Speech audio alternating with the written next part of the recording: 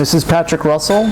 I'm interviewing Jack Appel for the first time. This interview is taking place at Caen, Normandy, France on June 7th, 2015, and the interview is being conducted by the Making History Project.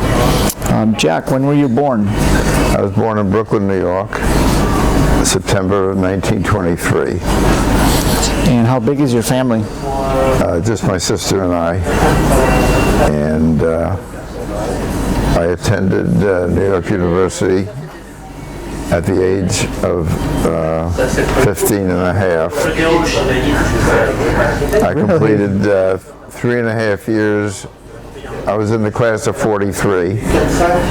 I completed 3.5 years and asked for a deferment until I could graduate. And the draft board said they couldn't extend it, so I entered the service on January 1st, 1943.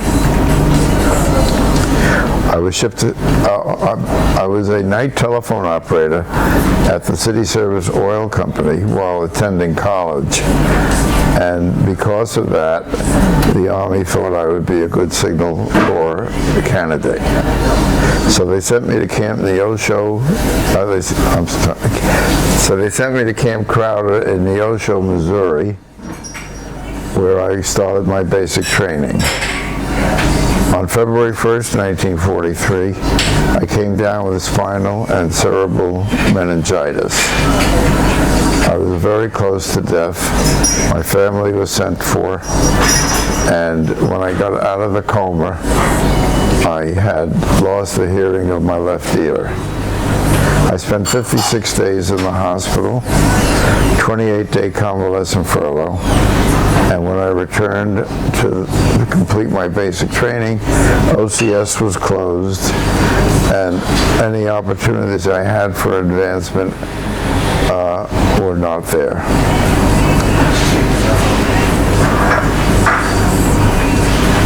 After completing my basic training, I was sent to Grinnell, Iowa. They thought I would be a good candidate for the Advanced Specialist Training Program where they sent you to college. At Grinnell, they found out that I had too much college for basic engineering. I didn't have enough math for advanced engineering. My German wasn't very good, and my French was even worse. So they sent me back, and then they wanted me to go to truck driving school. I wanted to go to truck driving school. So the interviewer said, "Have you ever driven, do you have a driver's license?" And I said, "No." "Well, then you can't go to truck driving school." So I went to another interviewer, and he asked me, "What do you want to do?" And I said, "I want to go to truck driving school." He said, "Do you have a license?" And I said, "Yes." And he told me to report Monday. So my first experience was in a 6x6 truck, and only weighing 120 pounds and not very strong after the sickness. I managed to move the truck around the course for the first 3 hours, and then when it came to park for lunch, they threw me out. Shortly thereafter, I was sent to Camp Abbott in Oregon, where I was assigned to the 17th Signal Operation Battalion. They were getting ready to be deployed to either the Pacific or to Europe. Upon completion of our training there, we moved to Fort Lewis, Washington, and from Fort Lewis we were put on trains going to New York. Tell me a little bit more about your training before you... What's that? Tell me a little bit more about your training. What were you doing? I was doing messenger runs. I was learning to drive, and we went,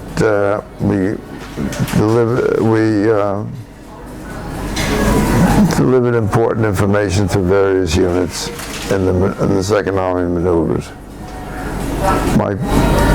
I didn't really have much duties. So then you go to New York. We had 5 days across the United States to New York, where we boarded the Fair Isle, a Liberty ship, in Brooklyn, New York. What year was this? 1943, September. We zigzagged across the ocean in a convoy, dodging U-boats, and landed in Glasgow, Scotland. From there we took a train to Bristol, England, which is on the west coast of the British Isles. We were billeted in houses that had been where the residents had been moved because it was opposite the Rolls-Royce factory aircraft, and they were constantly being bombarded. There we set up headquarters for the First Army, which was then in Clifton College in downtown Bristol. We trained there. We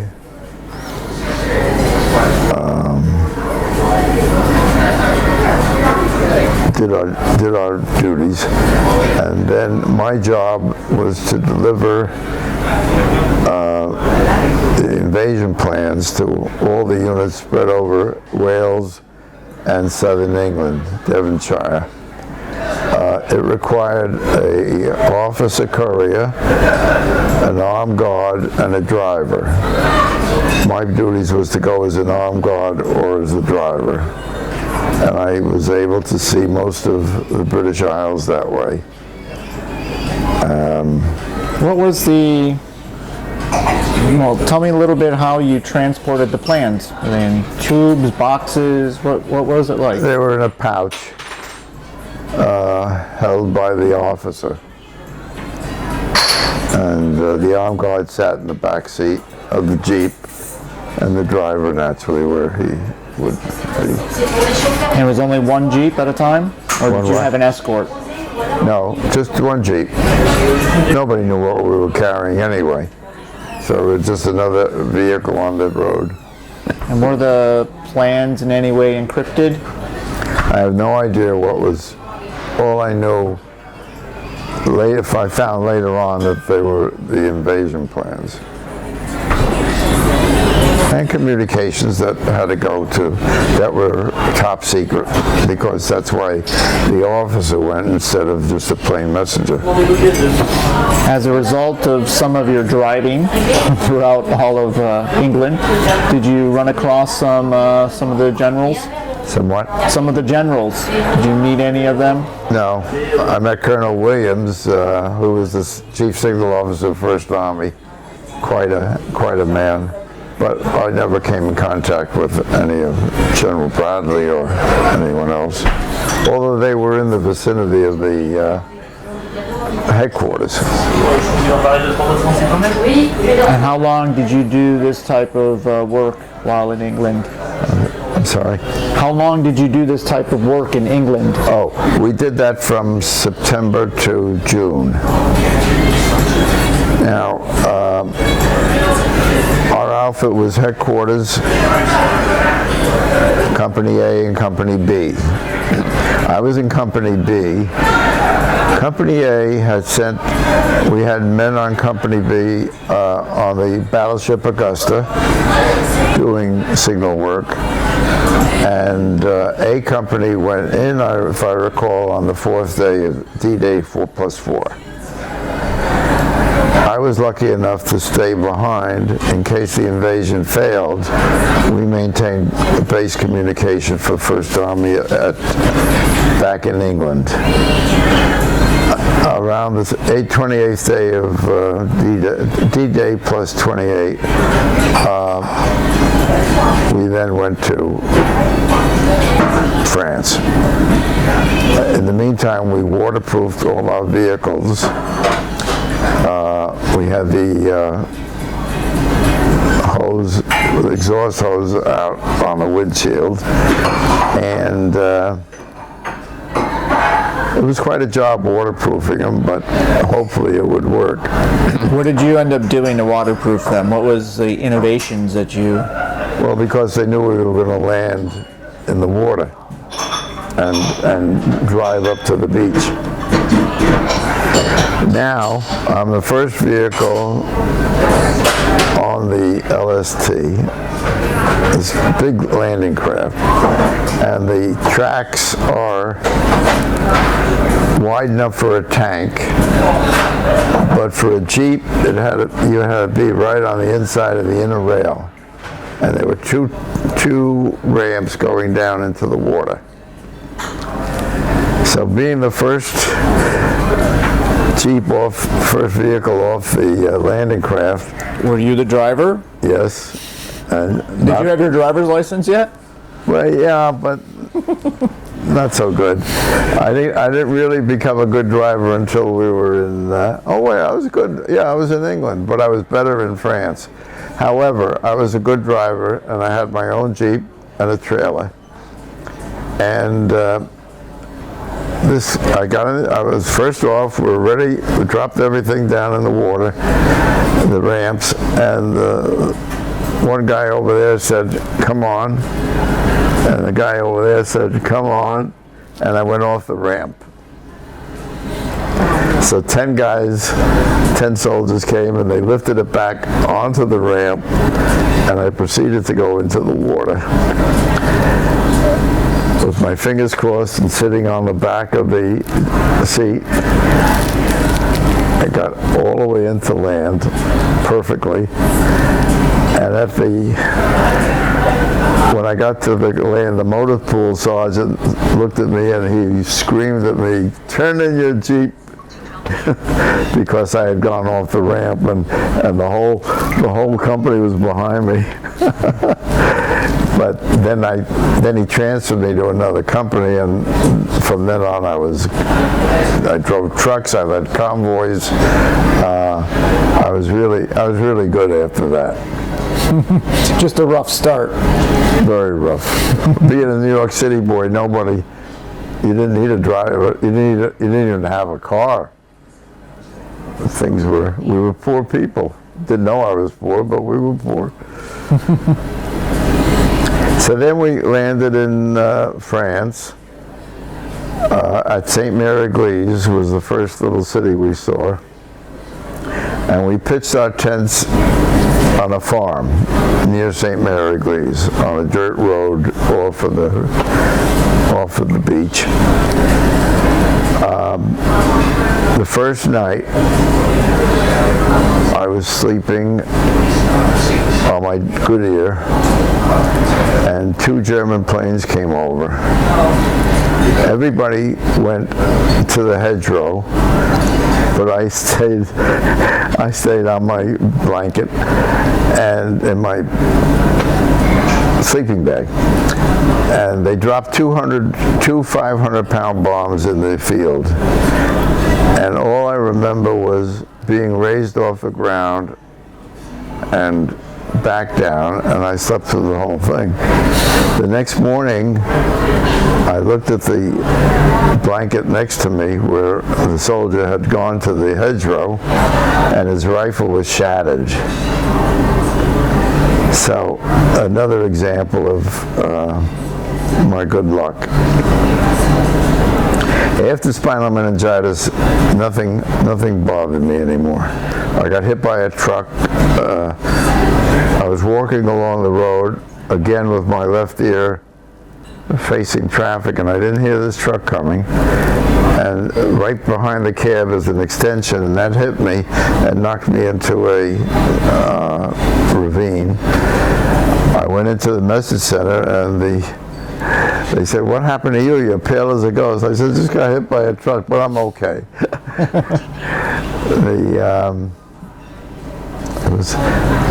An interesting point, going back to the Advanced Specialist Training Program, all those fellas that succeeded and were sent to college,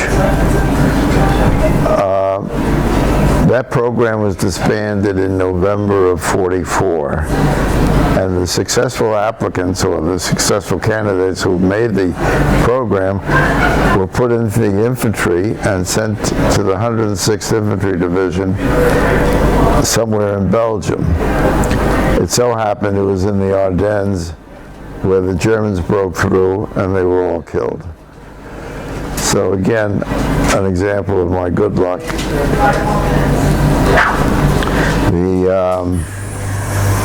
Let's see, we're now in France. Now we had to wait for the breakthrough through St. Lo before we could move Army headquarters. After that, we got to Falaise, where we surrounded the Germans, and that probably was the last major battle of the Normandy Campaign. What are you doing during the Normandy Campaign? We're doing messenger work, working in the message center. My outfit was responsible for teletype and radio operations, but I didn't take part in that. So you would be taking messages from one headquarters to another? We handled, mail from different, not regular mail, but classified information. In a Jeep? See, I was a replacement in the 17th and had no opportunities for advancement and no real major jobs that I could be proud of. I worked, I did my job, I did what I had to do. But the 56 days in the hospital cost me a lot of opportunities to advance, and so one day, we'll get to that in a minute. We went to after Falaise, we were billeted, we pitched our tents in the gardens of Versailles because we couldn't go to Paris. That was reserved for the French. But one day, second day that France was liberated, I took a sergeant to Paris and we walked around the whole city, and that was quite a good experience. And what was that like? The French people welcome you? Oh, it was more so than the French people welcome me today in Normandy, but it was really, the whole city was euphorious. After that, we left Paris and went to Saint-Quentin, or as the Americans would say, Saint Quentin, but the French is Saint-Quentin.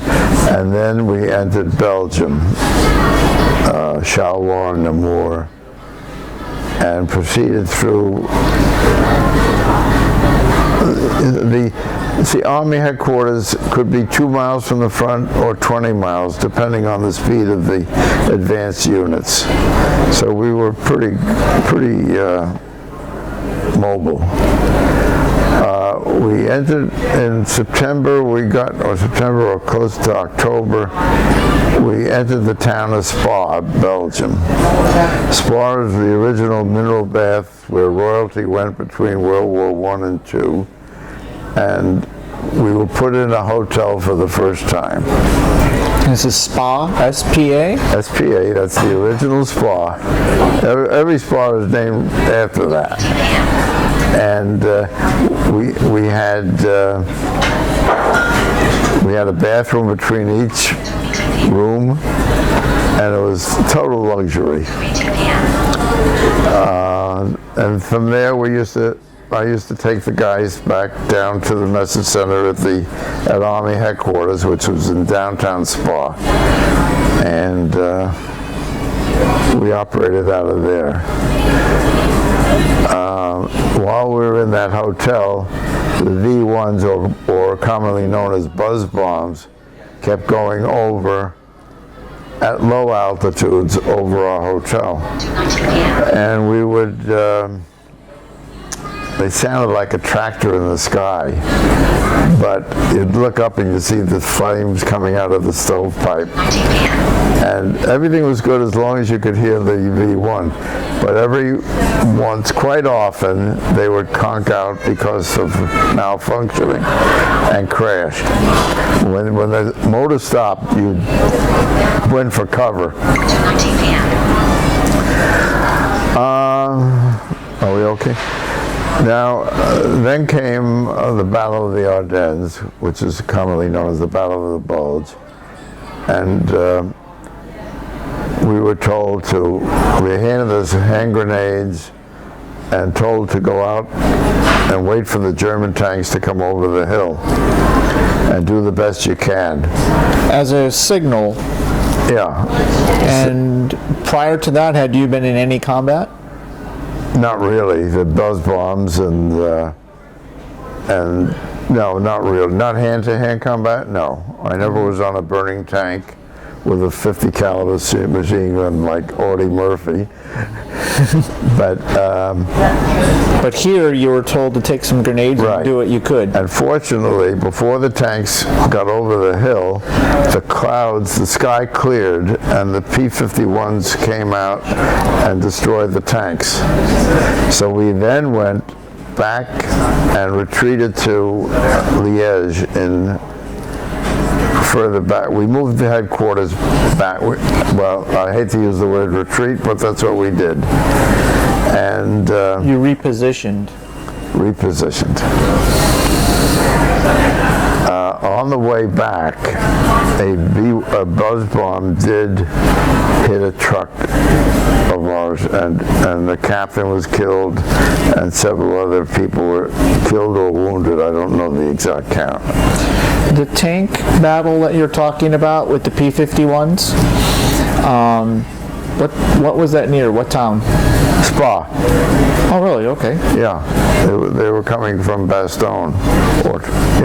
I don't know exactly, but that's what they thought they were going to get there, but we were saved by the break in the weather. And what was behind you if you didn't stop these tanks? They would have gone right through us. No, that wouldn't have been good. And the interview today is a result of my good fortune of not having to reposition ourselves. So what were you thinking when you were given some grenades and said, go handle those big monsters that might be coming? What the hell am I doing here? I'm sick. I can't hear. The other funny part was... I didn't sign up for this. Yeah. The other part was they put me on guard duty during the Bulge, and we had the Germans dressed in American uniforms, and I told the captain, I would gladly do my guard duty, but if I hear a sound, I don't know where it's coming from. So you're really at danger if you're putting me out there. He says, don't worry about it, just go ahead. But that was at risk. The Army never thought I was deaf. They just thought I was malingering or trying to get out of service. I really didn't want to get out of service. It was an honor for me to serve during this war, and I really wanted it. Well, you enlisted, right? No, I was drafted. You drafted. But once drafted, what's the difference? It's just terminology. I was still in the Army. I still went through everything. I threw all the mud and everything else. How did your family feel about you being in the service? Oh, my mother was just distraught. When my father took me to Penn Station that day,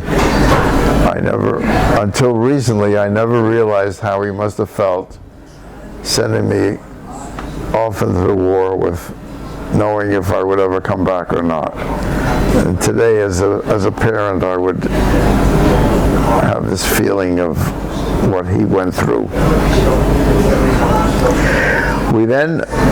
The Bulge was contained. We then started back and we went into Germany.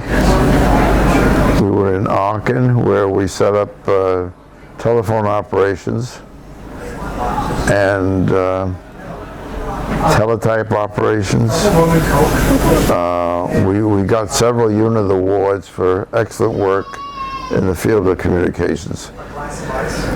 On the way to the front, one day I met the Jeeps coming back, and it was muddy and everything, and we stopped because of the traffic in front of us, and the driver of the Jeep that I was in jumped out and went around the other one, and it was Cardinal Spellman, and he kissed his ring, and that was exciting, because Cardinal Spellman was the Archbishop of New York, and I was always very fond of him.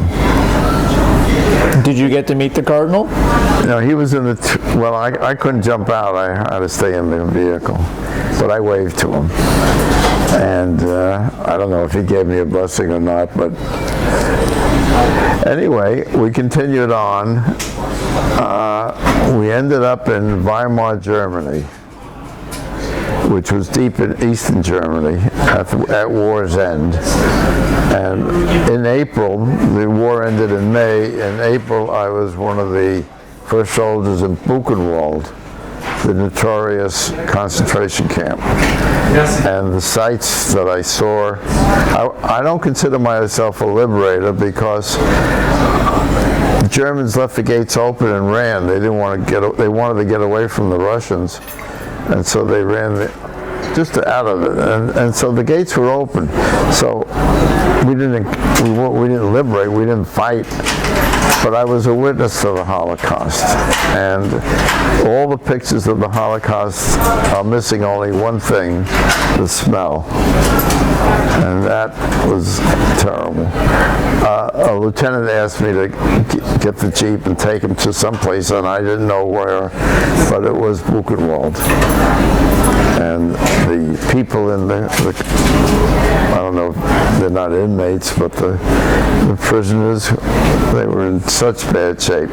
The next day, some other officers asked me to take them back, and when we arrived, the camp had been closed, and the only people in there were medical personnel to try and help them. And you're saying you were one of the first ones in Buchenwald? Yeah, with the lieutenant. Who else was with you? Who else was with you? Just this lieutenant from New York City. And it was you? His name was Bud Berman. It was you and an officer, and that's it? That's it, yeah. So you were, okay, and... Because the outfit was in Weimar. We didn't take the camp. As I say, we were witnesses. How did the officer know to go there? I don't know. He just told me to get a Jeep, and I didn't know. Was that his objective, to get to that camp, or you happened on it? Yes, it was his objective. He must have known what was there, and he wanted me to take him there. So that's how I was one of the first ones there. So tell me a little bit about what you saw when you got there. There were still people inside? Oh yeah, oh yeah. There were cords of, bodies were stacked like cords of wood. There was a crematorium that was not working at the time. The people were emaciated, sick, dysentery, and the officer could speak, he was Jewish and he could speak Yiddish, so he was able to converse with many of the prisoners. We stayed there a while, and then we left. What did you feel when you saw this? What was the... To this day, I cannot believe that any civilization could destroy 6 million people. Could not believe it. I still can't believe that people could be that inhuman. And in fact, the generals made the citizens of Weimar come and look at the camp. And that night, when they returned, the mayor and his wife committed suicide. So it was very traumatic. What was around Buchenwald? Was there a village close by? Yes, Weimar. Okay. The city of Weimar. How far was it? I don't recall, to tell you the honest truth. Was there anybody else at the camp when you arrived other than the prisoners? Did you see any There were villagers? medics. Medics started to come in, and they took over they closed the camp because they didn't want anybody giving them food or trying to do things that would harm them. These people hadn't eaten in days. They were skin and bones. It's just so today when I talk to children at schools, I tell them I was a witness, not a liberator, but a witness. And I keep telling people that the Holocaust really did happen. And you said the smell is what would be the closest thing that you could describe that, the smell? That's something that never left you. If there's a smell of death, I guess that would be the smell. Sour. I really can't explain it. It was just a stench that was hard to take. Did you at any time like break down or just? No. I didn't break down. I could have thrown up, but I didn't. And was this particularly hard on the officer, being that he was Jewish? No, he was very objective, sturdy. He was there to talk to people and see for himself firsthand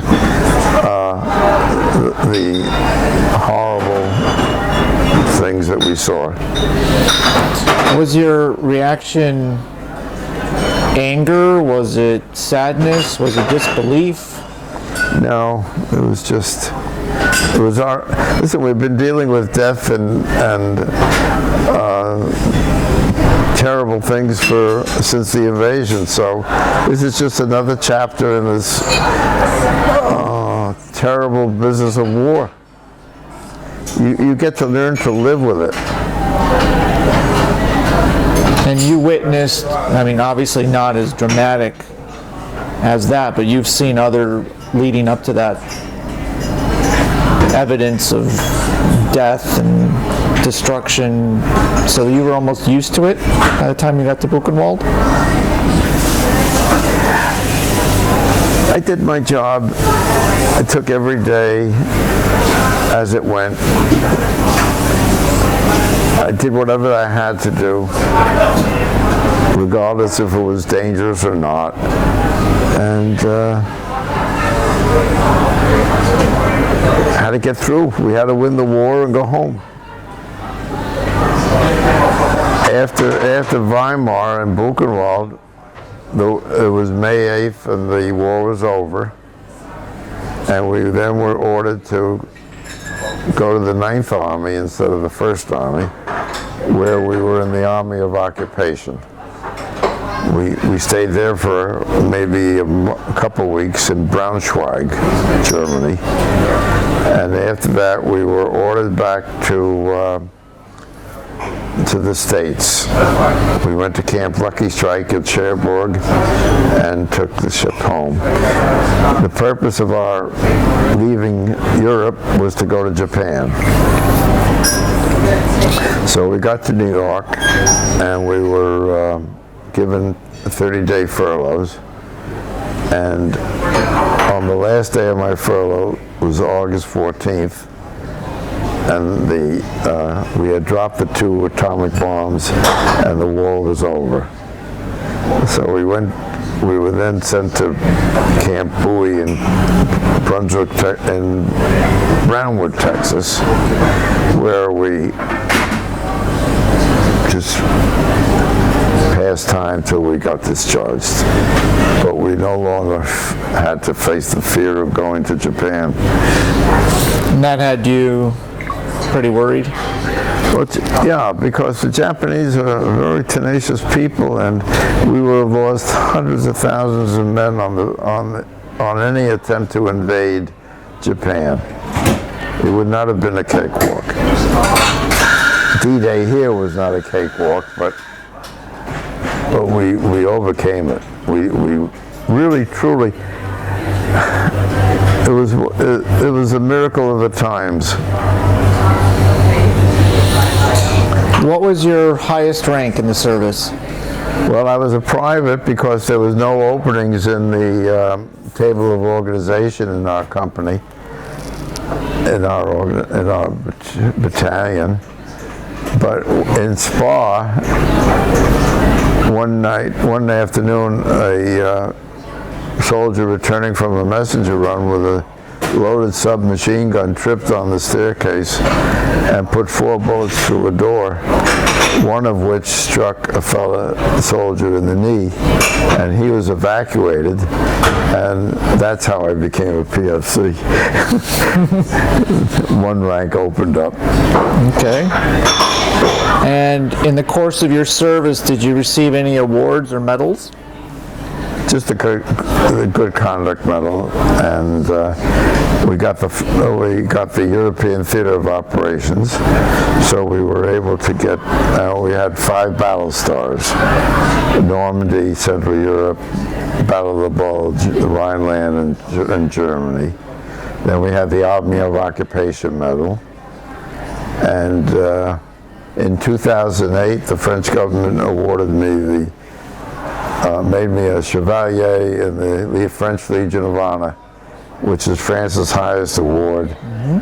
And until I laid the wreath yesterday at the monument at Utah Beach, that was the highest honor I ever received. A couple of years ago, I came to Normandy, and the head of the cemetery came to the bus and took me off the bus and asked me to raise the flag at the cemetery at Col-de-Saumur, and that too was big honors. I love coming back to Normandy because the people treat me so nicely, and for everything I went through, I finally appreciate the reverence that people give me. And during the occupation duty, what did you do with that? It was just signal corps work, communications. Nothing really tremendous. The war had gone. The war was over. Did you think any differently of the civilians after seeing Buchenwald? I couldn't believe that the German people didn't know what was going on. They claimed they didn't. But I could understand that if you objected to the government, you would be considered a political prisoner. And besides the 6 million Jewish people that were exterminated, 5 million others were political prisoners. Political people that objected to the government, homosexuals, gypsies, retarded people. There was another 5 million people.